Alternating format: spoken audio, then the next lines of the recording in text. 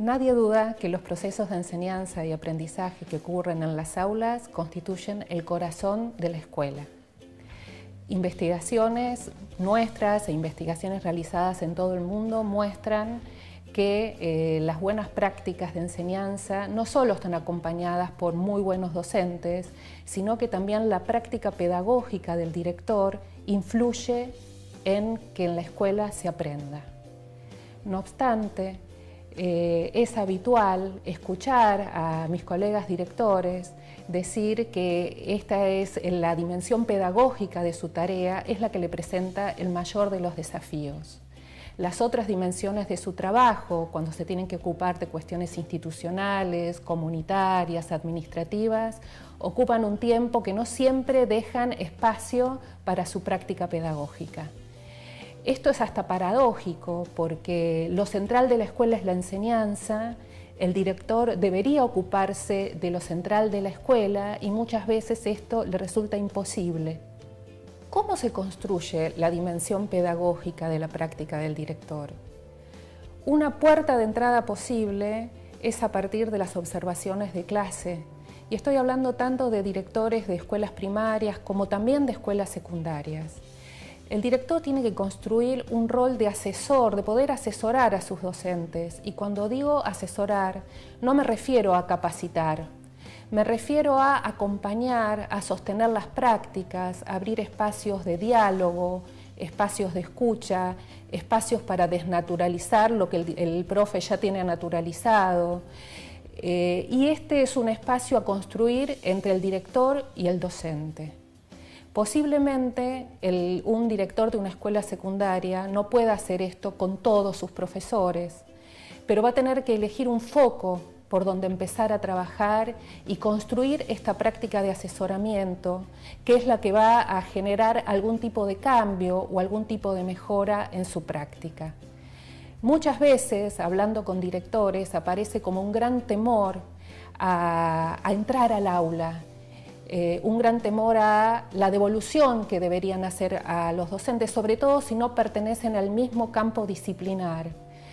Nosotros sostenemos que en realidad un director no solamente puede, sino que parte de su práctica pedagógica consiste en acompañar, en asesorar, e implica un trabajo colaborativo. Un director no debería tener todas las respuestas, no se espera que las tenga, pero sí puede abrir un espacio de interrogación, de pensar junto con un colega profesor para inaugurar otras prácticas en el aula. ¿Qué observa un director cuando observa una clase? Bueno, la observación es una práctica situada, va a tener que ver con muchas cuestiones ligadas a su institución, ligadas al docente que va a observar, a los estudiantes, o sea, no podemos generalizar demasiado. Sin embargo, hay algunas cuestiones ligadas a la observación, como podríamos decir básicas, que podrían estar presentes en todo acto de observación que realiza un director en su escuela. Por ejemplo, en primer lugar, observar qué ocurre con el contenido de la enseñanza. Nosotros sabemos que cada acto pedagógico incluye un docente, alumnos y cierto contenido a enseñar. Respecto de ese contenido, la información que circula en el aula tiene que ser clara. Ese es un requisito. Esto no quiere decir que la clase comience con información clara, porque tal vez comienza con una pregunta y recién al final de la clase se llega a aclarar el enigma. Pero lo que quiere decir es que en algún momento de la clase tiene que quedar claro para los estudiantes qué se estuvo aprendiendo, qué se estuvo enseñando, sobre qué trató la clase. En nuestras investigaciones, muchas veces, cuando termina una clase, les preguntamos a los estudiantes, bueno, ¿y qué aprendiste hoy? ¿O qué te enseñaron? Y no nos pueden responder. O no saben bien de qué fue la clase. Esta cuestión de la información clara, no solamente respecto del contenido, sino también información clara acerca de lo que se le pide al estudiante que haga durante la clase. Parece una cuestión del sentido común, tal vez lo sea, pero no siempre la información clara está presente en una clase y sería una cuestión que el director debería observar. Un segundo elemento sobre el que el director podría preguntarse cuando observa una clase es acerca del sentido que tienen esos contenidos que se están enseñando para los estudiantes. Últimamente escuchamos a menudo hablar a los chicos acerca del sinsentido de lo que me enseñan en la escuela. Me aburro, no me gusta lo que me enseñan, no lo entiendo, no entiendo para qué estoy aprendiendo esto, para qué me lo están enseñando. Es un aspecto ligado a la motivación del estudiante. Aquello que se enseña debería tener alguna ligazón con sus intereses, con la vida de los jóvenes, con cuestiones relacionadas con el afuera de la escuela.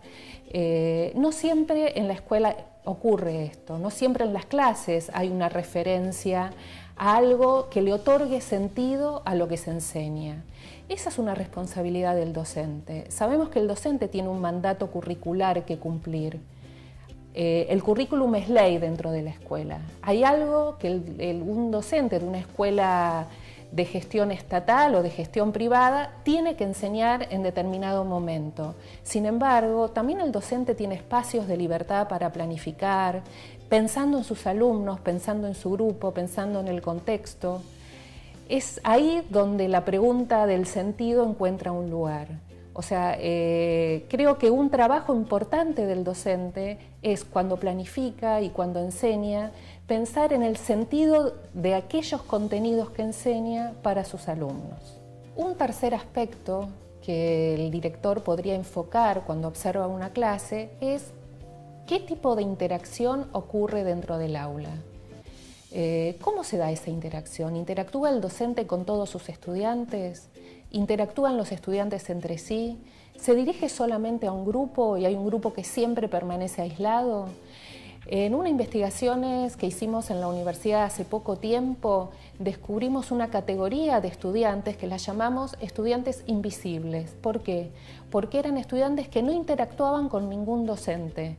Ningún docente los reclamaba, les preguntaba, les pedía tareas, eran los que quedaban aislados. La interacción o la participación en clase es uno de los rasgos centrales de la inclusión educativa. Creo que es un rasgo esencial que un docente debe tener en cuenta cuando enseña y que un director debe tener en cuenta cuando observa en una clase. O sea, ¿qué tipo de interacción se da? Es una interacción que interroga sobre lo que el estudiante está aprendiendo. Es una interacción que solo ayuda a que el docente continúe con su enseñanza y solo pide una muletilla para avanzar con lo que quiere decir, porque en casi todos los casos se trata de un tiempo que no sobra y de un contenido que es demasiado abundante. Creo que preguntarse sobre la interacción ayuda a pensar una clase, le ayuda al directivo cuando trata de entender qué es lo que pasa en ese espacio y también en un momento posterior de devolución va a ayudar a pensar nuevas interacciones que posiblemente el docente no haya considerado en un primer momento. Otra cuestión central a tener en cuenta es en qué tipo de tarea académica están involucrados los estudiantes durante la clase. ¿Qué quiero decir con esto? El aprendizaje no ocurre a partir de lo que el docente le dice a un estudiante. Un docente se puede pasar temporadas hablando y los alumnos no aprendiendo. Un estudiante aprende a partir de lo que hace, a partir de una tarea planteada por el docente. Una tarea que desde la teoría se suele llamar tarea académica.